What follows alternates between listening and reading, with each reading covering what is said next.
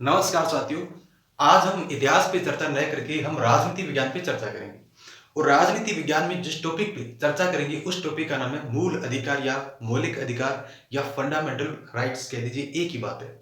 अब चूंकि मूल अधिकार या मौलिक अधिकार संविधान से जुड़ा हुआ है, यानी कि ये संवैधानिक उपबंध है, इसका मतलब ये है कि इनका उल्लेख संविधान में मिलता है। और भारतीय संविधान के भाग 3 में अनुच्छेद 12 से 35 तक के जो प्रावधान जो दिए गए हैं उनमें मूल अधिकारों का वर्णन है। और ध्यान रखिए, भारत के संविधान में मूल अधिकारों के बारे में जितनी विस्तृत जो व्याख्या है, जो जितना विस्तृत वर्णन है दिया गया है, उतना विश्व के किसी अन्य देश के संविधान में नहीं मिलता है। और इन्हीं सब कारणों की वजह से हमारा जो संविधान है वो विश्व का सबसे सुंदरतम संविधान भी है। इस बात को आप ध्यान रखिए। अब संविधान की चर्चा हो रही है तो हमें इस बात का भी पता होना चाहिए कि संविधान क्या है।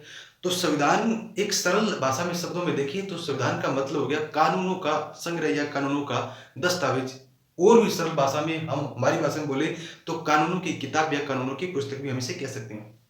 अब संविधान बनाते समय हमने कई जगह ये पढ़ा है कि अलग अलग देशों के संविधान से कुछ प्रावधान हम हमारे देश के संविधान में भी ऐड किए गए, शामिल किए गए, या अलग अलग देशों से हमारे संविधान में कुछ बातें ग्रहण की गई। इस प्रकार की बातें हम पढ़ते हैं।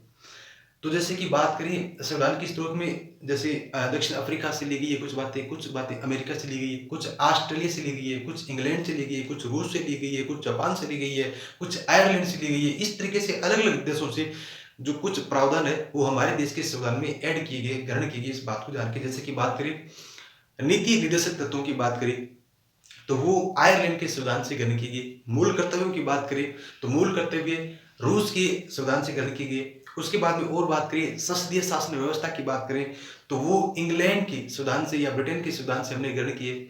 इसके अलावा इकहरी नागरिकता भी हमने कहाँ से ली? इंग्लैंड से लिए। इसके अलावा और देखा जाए तो विधि द्वारा स्थापित प्रक्रिया हमने कहाँ से लिए? जापान से लिए। इसके अलावा प्रस्तावना जब हम पढ़ते हैं तो भारतीय संविधान की प्रस्तावना की जो भाषा है वो भाषा ऑस्ट्रेलिया के संविधान से क्या है? प्रभावित है। इस बात को ध्यान रखें। तो संविधान के स्रोतों में हम इस प्रकार की चर्चा कर सकते हैं। इसके अलावा यदि प्रस्तावना का हम अध्ययन करते हैं तो प्रस्तावना के अध्ययन में एक बात ये भी सामने निकल कर आती है कि संविधान की जो पावर है, संविधान की जो शक्ति है, उसका मुख्य स्रोत क्या है? संविधान अपने कार्य के लिए शक्ति कहां से ग्रहण करता है या उसकी शक्ति का अंतिम स्रोत, मुख्य स्रोत क्या है? तो ये बहुत ही क्लियर और स्पष्ट है कि संविधान की शक्ति का जो सोर्स है वो मेनली भारत की जनता है। इस बात को ध्यान रखें। अब संविधान के बारे में हम चर्चा करिए, लेकिन स्रोत देखिए, हम इस वीडियो में, इस लेक्चर में इस बात को ढूंढने का, खोजने का प्रयास करेंगे कि क्या प्राचीन भारत में भी इस प्रकार का कोई सिस्टम था क्या संविधान के जैसा? या संविधान नाम तो नहीं था लेकिन कानूनों की पुस्तक बोल दें तो क्या प्राचीन भारत के इतिहास में या प्राचीन भारत में भी ऐसा कोई सिस्टम था जिसमें कानूनों की कोई पुस्तकें थी, उसमें कानून लिखे गए थे, उनके हिसाब से शासन होता था, न्याय होता था, दूसरे देशों से संबंध बनाए जाते थे, या दूसरे देशों से जो भी चीजें होती थी उनके बारे में कुछ बातें लिखी थी या नहीं लिखी थी? उन सब के बारे में हम देखेंगे। थोड़ा सा इसमें संक्षिप्त में चर्चा करने का प्रयास करेंगे। चूंकि वर्तमान भारत में भी मैकाले का जो सिस्टम था, मैकाले की जो शिक्षा पद्धति थी वो इतना घर कर गई है कि आज यदि हम भारत की किसी भी विशेषता पर चर्चा करें, भारत की किसी भी विशेषता के बारे में सुने तो हमें विश्वास नहीं होता है। तब तक विश्वास नहीं होता है जब तक कि उस विशेषता को या उस प्रावधान को किसी दूसरे देश का व्यक्ति या किसी दूसरे देश की कोई संस्था उसे प्रमाणित नहीं करती, तब तक हम हमारे देश की विशेषता पर विश्वास नहीं करते। ये बड़ी विडंबना है। आज हम इसी वीडियो में, इसी लेक्चर में ये जो सारी बातें हैं उस पर संक्षिप्त में चर्चा करेंगे और प्रयास करेंगे कि संक्षिप्त में भी अच्छे से ज्यादा मैटर आप तक पहुंचे। 2-3 दिन की रिसर्च है मेरी इसमें। तो संविधान की बात करें तो प्राचीन भारत में ऐसा कोई सिस्टम था क्या? तो सबसे जो बड़ा नाम आता है वो किसका आता है? ध्यान रखिए, वेद। किसका नाम आता है? वेद का नाम आता है, वेदों का। अब ध्यान रखिए, वेद दुनिया के सबसे प्राचीनतम ग्रंथ माने जाते हैं और इनमें भी जो ऋग्वेद है वो विश्व की सबसे प्राचीन पुस्तक मानी जाती है। इस बात को भी एक फैक्ट के रूप में ध्यान रखिए, क्योंकि वेद हमारे सनातन संस्कृति के लिए, भारत की संस्कृति में सबसे जो पवित्र स्थान रखते हैं। इस बात को ध्यान रखिए।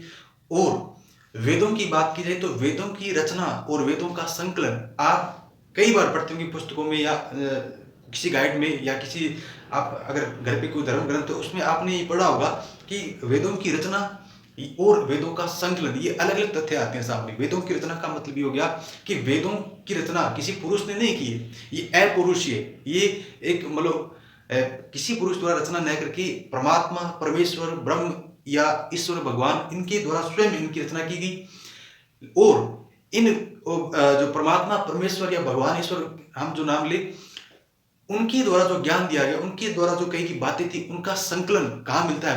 हमें वेदों में मिलता है। और उन बातों का संकलन किसने किया था? जान कि महर्षि महर्षि कृष्ण द्वैपायन वेद व्यास जी ने किया था। कृष्ण द्वैपायन वेद व्यास जी ने वेदों का क्या किया था? संकलन किया था। इस बात को ध्यान के वेदों की रचना भगवान के द्वारा या ब्रह्म के द्वारा या परमेश्वर परमात्मा के द्वारा मानी जाती है, लेकिन उनका जो संकलन है, यानी कि भगवान के मुख से जो बातें निकली, जो वाणी निकली, जो ज्ञान निकला, उन ज्ञानों को, उन बातों को, उन वाणियों को संकलन किया और उनका नाम क्या पड़ा? वेद। और संकलन करता कौन थे?